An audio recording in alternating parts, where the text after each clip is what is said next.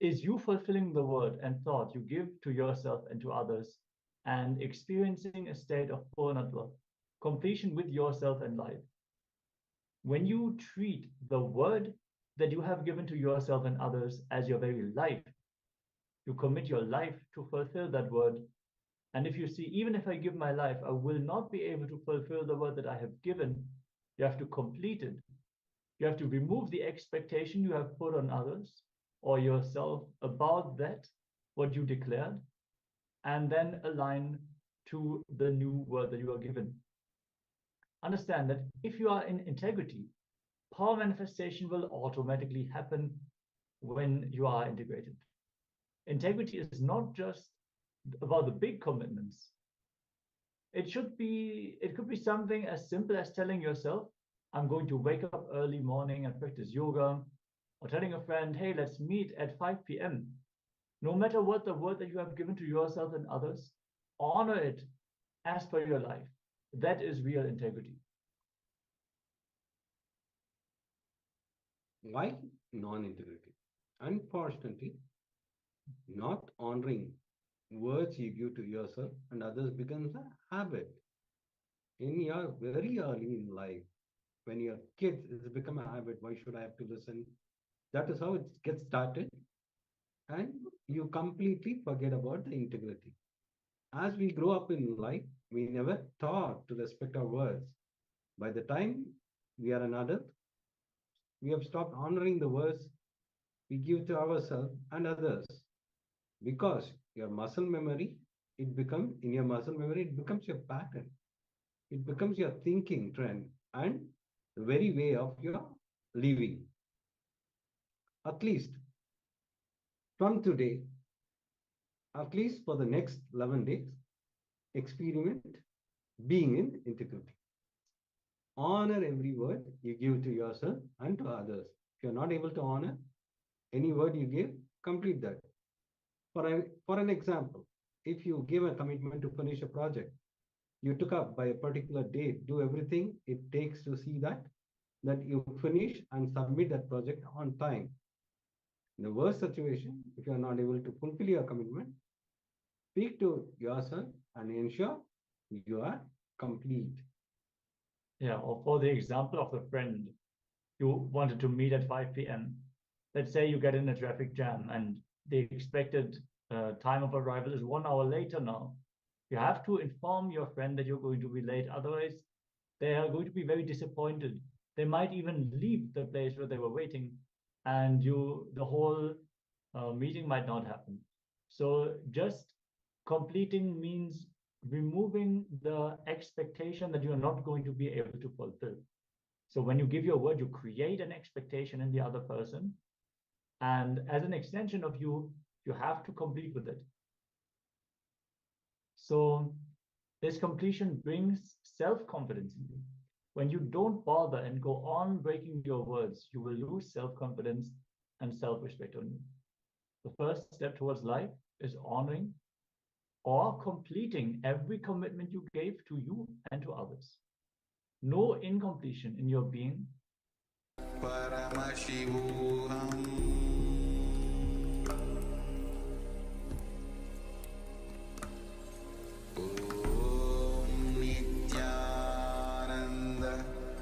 Paramashivoham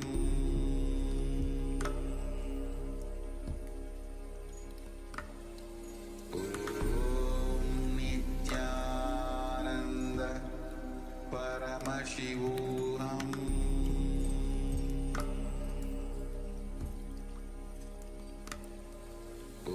Om Nityananda Paramashivoham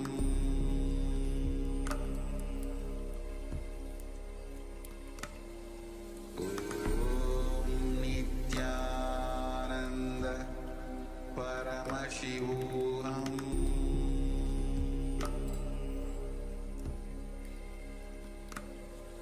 Om Nityananda Paramashivoham